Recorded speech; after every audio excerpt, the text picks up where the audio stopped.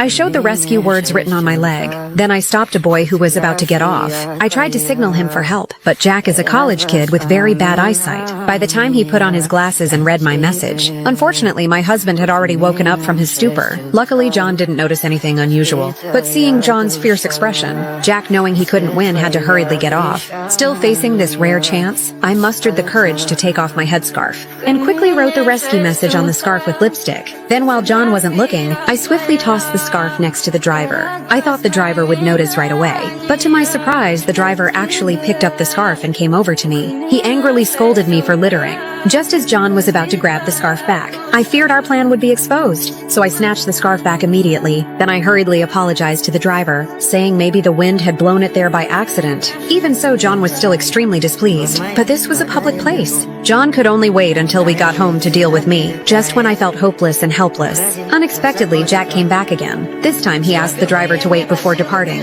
because one of his classmates was still on the way, but the driver didn't want to break the schedule for them, yet at Jack's request. And afterwards, Jack offered to pay an extra waiting fee.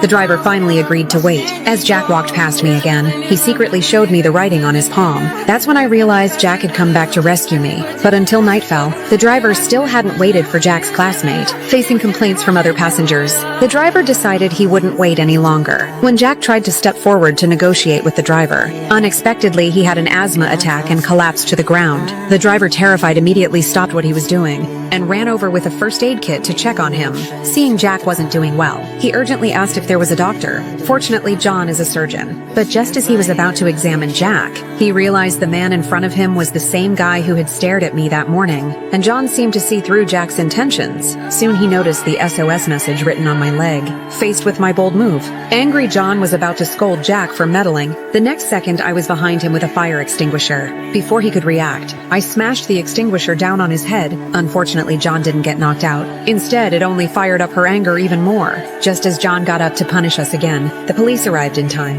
and immediately restrained John.